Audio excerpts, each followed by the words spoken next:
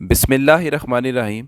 Viewers, Shenzhen visa जो कि आसान तरीन वीज़ों में आता है, लेकिन इस वीज़ा में भी आप बहुत ज़्यादा ऐसी मिस्टेक्स कर देते हैं जो कि समझ में नहीं आती।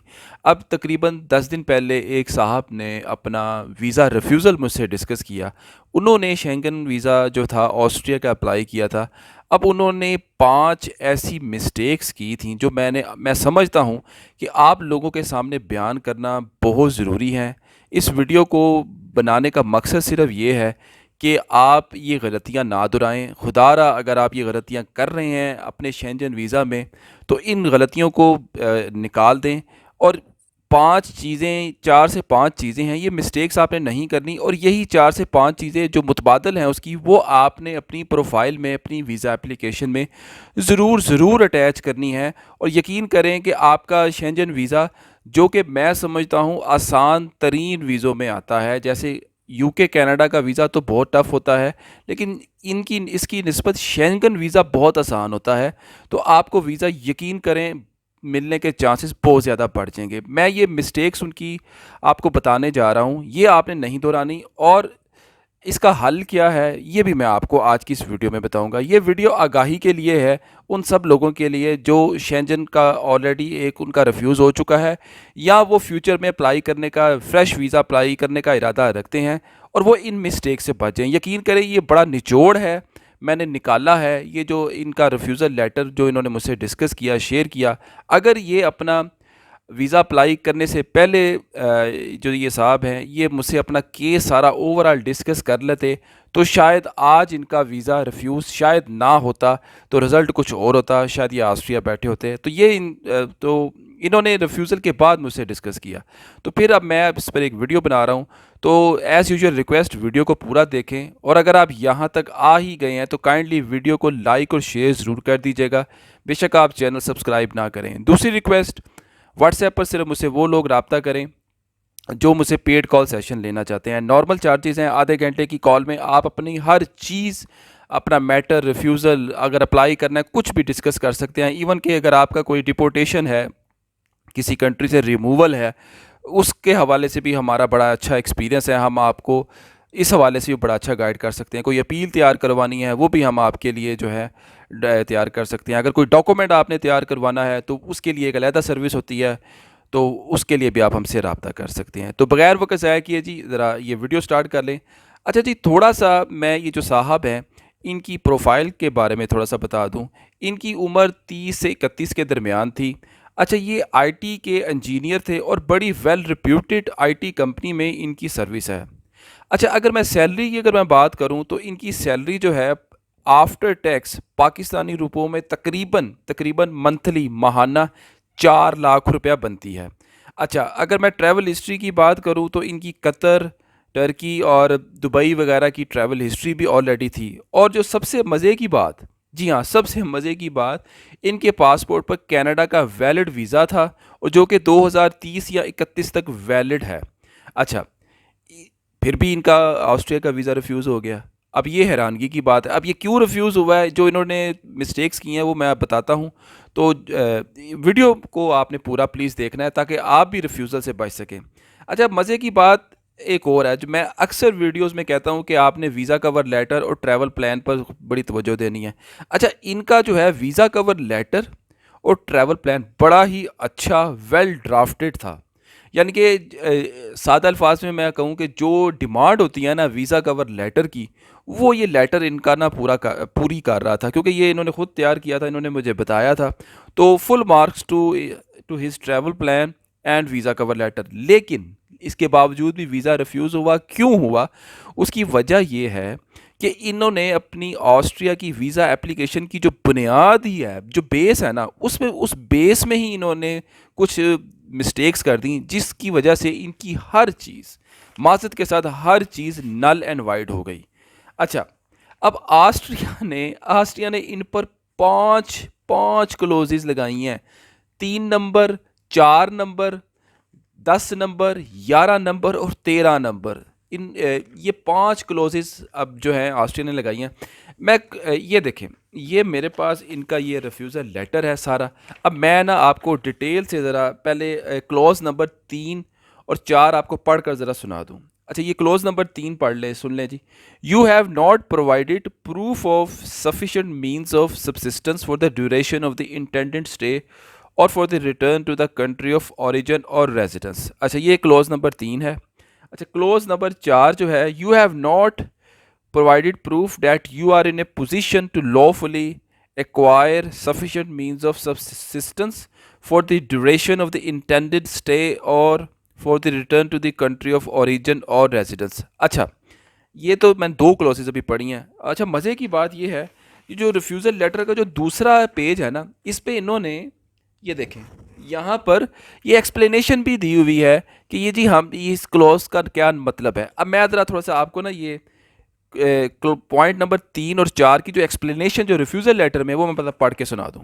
ये ज़रा गौर से सुनिएगा। क्लॉज नंबर 3 एंड 4 की explanation. You did not provide sufficient proof that you are able to support yourself and there is no certainty that you will be able to do so. There is reason to assume that the financial means presented are insufficient or were not earned by you. Not earned by you, ये बड़ी गौर तलब line है। अच्छा जी, अब मैं इसकी थोड़ी सी ना आपको एक्सप्लेनेशन दे दूँ। अच्छा जी, इन पॉइंट्स की एक्सप्लेनेशन जो है वो ये है। अब ये मोहतरम की मैं दोबारा थोड़ी सी बात कर लूँ, इनकी जो है बड़ी अच्छी ये पे लेते हैं। आपको पता है जो तकरीबन 4 लाख रुपया इनकी पे है तकरीबन आफ्टर टैक्स। तकरीबन 1 से 20 लाख या 1,30,000 इनका माहाना टैक्स कटता है, इन्होंने मुझे बताया था। अब इनकी जो कंपनी है जिसमें ये जॉब करते हैं, ये गालिबन यूएस बेस्ड है और इनकी सैलरी जो है यूएस डॉलर में आती है, लेकिन बैंक अकाउंट कन्वर्ट होकर पाक रुपीज़ में आती थी। अब इनके जो है, इन्होंने मुझे बताया कि इनके 2 अकाउंट्स थे। पहले अकाउंट में इनके पास 11 लाख रुपए पाकिस्तानी थे और दूसरा अकाउंट इनका यूएस डॉलर में था। तकरीबन उस पर 6,000 यूएस डॉलर पड़े थे, जो कि तकरीबन 18 से 19 लाख 17-18 लाख रुपया पाक रुपये में बनता है। अच्छा, अब यहाँ पर द गौर तलब बात सुन लें। अब यहाँ पर अनफॉर्चुनेटली मैं कहूँगा कि ऑस्ट्रिया की एम्बेसी ने यूएस डॉलर की बैंक स्टेटमेंट को इनके केस में गालिबन वेटेज नहीं दी और उनको डाउट हो गया कि this financial means presented are insufficient और were not earned by you. मतलब ये मैं जो इसका मतलब ये निकाल रहा हूँ, यूएस डॉलर के पैसे अगर आपने अर्न किए हैं तो वो ये पूछ रहे हैं तो आपने कहाँ से अर्न किए हैं, कैसे किए हैं। अगर तो वो इसकी जस्टिफिकेशन, ये जो साहब थे, अगर ये इसकी जस्टिफिकेशन अपने वीज़ा कवर लेटर में या दीगर प्रूफ जैसे इनकी सैलरी अगर यूएस डॉलर में आती थी तो वो ये साबित कर देते कि ये मेरी सैलरी की सेविंग ही है जो कि मैंने एक यूएस डॉलर में अकाउंट खुलवाया हुआ है तो उसमें आती है। तो ये अगर किसी तरीके से प्रूफ्स के साथ लगा कर साबित कर देते तो शायद ये क्लॉज इन पर 3 नंबर और 4 नंबर ना लगती। ये एक इनके एंड से मिस्टेक हुई है। देखें, अब अगर इनको कनाडा का भी वीज़ा ग्रांट हुआ है और हो सकता है इन्होंने कनाडा के वीज़ा में हो सकता है ये यूएस डॉलर की स्टेटमेंट लगाई हो या ना लगाई हो, ये इन्होंने मुझे नहीं बताया था। चले फॉर एग्जांपल ये एज्यूम कर लें कि इन्होंने यूएस डॉलर की स्टेटमेंट जो है वो लगाई है कनाडा के वीज़ा में भी, तो ये ज़रूरी नहीं है कि अगर कनाडा ने इनकी ये स्टेटमेंट एक्सेप्ट कर ली है तो दूसरे कंट्रीज़ भी एक्सेप्ट कर लें। अब ये एक अनफॉर्चुनेट बात है, तो ये जो इनके साथ हुई है तो ये अब चीज़ें जो हैं वो बर्दाश्त फिर करनी पड़ती हैं। तो अच्छा, अब मैं बात कर लूँ जी 10 नंबर क्लॉज की। 10 नंबर क्लॉज भी इन पर लगी है, वो मैं आपको पहले पढ़कर सुना दूँ कि 10 नंबर जो क्लॉज है वो क्या है। अच्छा जी, ये देखें जी, ये इस पे है। The information submitted regarding the justification for the purpose and conditions of the intended stay was not reliable. अच्छा जी, अब इनकी ये नीचे एक्सप्लेनेशन है जी, ये पॉइंट नंबर 10 की, ये मैं एक्सप्लेनेशन आपको पढ़कर सुना रहा हूँ। The information provided about the purpose and condition of the intended stay is not credible in view of your previous travel history and your personal economic and professional situation। अच्छा जी, ये भी बड़ा इंटरेस्टिंग पॉइंट है जी इनके visa application में। अब देखें, इनकी ट्रैवल हिस्ट्री तो थी इनकी, लेकिन इन्होंने अभी जो है ना कनाडा का वीज़ा तो इनका लगा हुआ है, लेकिन इन्होंने अभी कनाडा ट्रैवल करके नहीं आए थे, इन्होंने मुझे बताया। वीज़ा इनका लगा हुआ था। अब ऐसे में मैं समझता हूँ कि 10 नंबर पॉइंट को मैं नहीं मानता इनके केस में। ये इस बेचारे पर जो है भाई पर ये बिला वजह ही एम्बेसी ने लगा दिया है। देखिए अगर आपका वीज़ा वैलिड है लेकिन आपके प्लान्स हैं कोई 2 4 6 महीने के बाद जाने के, तो ये कोई एम्बेसी इस पर रीज़न नहीं लगा सकती कि जी आप पहले कनाडा होकर आएँ फिर आप वीज़ा अप्लाई करें। लेकिन चलें अब ये है कि लग चुकी है, लेकिन बेहतर तो वैसे ये ही था कि ये पहले कनाडा का विज़िट कर आते, तो उसके बाद कनाडा का वीज़ा विज़िट करके आते और फिर उसके 6 माह बाद या तकरीबन 1 साल के बाद दोबारा यूरोप का एक ट्रिप करते। तो ये भी ये चाहते तो कर सकते थे, लेकिन अगर इन्होंने नहीं किया तो मैं ये समझता हूँ कि ये 10 नंबर जो लगा है इन पर, ये कोई रीज़नेबल नहीं है, ये नल एंड वाइड है, ये इनका रिमूव भी हो सकता है। अच्छा मैं पॉइंट नंबर 11 भी पढ़ लूँ और मैं आपको फिर उसकी एक्सप्लेनेशन दे दूँ। अच्छा जी point number 11, there are reasonable doubts as to the credibility of the statement made as regards। अच्छा जी इसकी एक्सप्लेनेशन आ रही है जी। You did not enclose any conclusive documents or evidence from which the existence of an intention to return could be inferred against the background of credible economic roots, the amount and origin of the proven, दोबारा सुन ले, the amount and origin of the proven personal funds are questionable as no credible and comprehensible proof of origin और source was provided in this regard.